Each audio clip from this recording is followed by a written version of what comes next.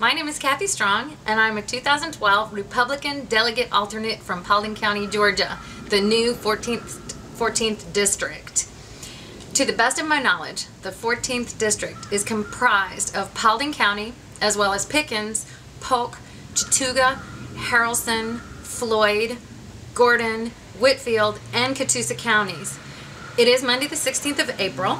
The district convention to nominate our 3 delegates and 3 alternates to the national convention was held Saturday the 14th in Dalton, Georgia. I'm recording this story not as a crybaby, but as a truth seeker and to provide a reality check for those who may wonder what is actually happening in our state politically. A little background on myself. I'm a freelance photographer. I have successfully raised 2 amazing, beautiful children. I'm currently one of the millions of underemployed Americans. Being underemployed and no longer responsible for the daily duties of a mother with school-aged children, I have found that I have time to look into becoming involved politically on a local level. The reason that I have become involved is not because I have time on my hands. It's because I finally have a candidate running for president in whom I genuinely believe. But the issue today of which I speak is not about a candidate. It is about our Republican Party process and how it went horribly awry this past weekend. I would like it to be known that as a newcomer to politics, I spent hours last week reading and rereading the Georgia Republican Party rules. And I will not say that the rules were not strictly adhered to at the convention. Conversely, they were so strictly adhered to that the county delegates were almost entirely shut out of the process of choosing the national delegates. Let me elaborate.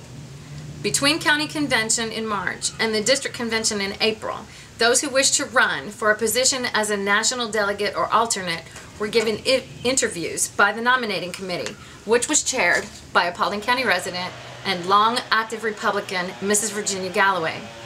There were approximately 30 people who requested and were granted interviews. They were all asked the same questions.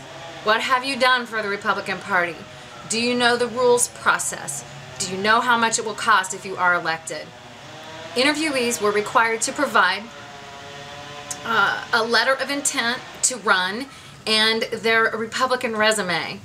It was my understanding that us 30, because I was also running for one of those 6 spots, were being interviewed to determine that we actually were not ineligible in some way. On convention day, after registration was finished and it was determined which counties could move up which delegate alternates and some other business, the process of electing the national delegates began, and Mrs. Galloway's committee slate was presented. Now there's an interesting word, slate, and it is one that the party rules use to subvert actual elections. I will explain. What nominating chairman Mrs. Galloway and her committee of 3 actually did was take all those wishing to run for a national delegate spot and narrowing them down to 6, according to their own opinion. 3 delegates and 3 alternates to be presented to the district delegation and approved, not voted on. This smacks to me greatly of appointments, not elections.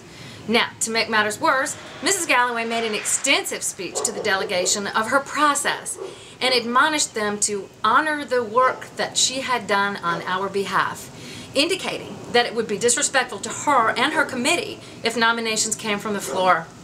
Mrs. Galloway also went on at length about how those chosen were to be the best Republicans, the ones who had served and sacrificed for years, not the best informed choices as decided by the delegates present.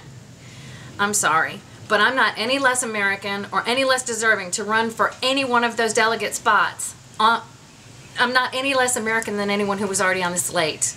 And I should have had a chance to speak to the delegation. We all should have had opportunity to speak to the delegation. 30 people running with 2 minutes each would have only taken 1 hour. And the district could have chosen for themselves. The folks who made nominations from the floor were forced to choose which of the 6 on the slate that their nominee would run against. Then each nominee was allowed to speak for 2 minutes on their own behalf. So one person from the floor was running against one person on the slate, thus reducing the chances that they would be replaced by another delegate. By the way, only one person from the floor made it to one of those spots, All 5 of the other delegate spots were filled with someone from the original slate. Interestingly, the first person on Mrs. Galloway's slate and the first delegate approved was Newt Gingrich's lawyer. There were no questions allowed from the floor to the nominees, and we were all dying to know if or when Newt Gingrich drops out of the race, and he is the candidate to whom we are all bound. Which of the 2 remaining candidates would you support? That question was literally the elephant in the room that day. That question should have been answered by every person running for one of those spots. We deserve to know, and that information would have had an impact on the ways that delegates voted. There was no way for the delegates on the floor to make educated decisions on whom to vote. It was a travesty of democracy and a total hypocritical joke. If the Republican Party really wants to become a good thing, they are going to have to realize that they should start acting like Americans and respecting the true and honest process of choosing and of elections. It makes me sad, but it also makes me more determined. Those of you who already know me know that I will always choose the horse that bucks, and I think that says it all. Thank you for listening.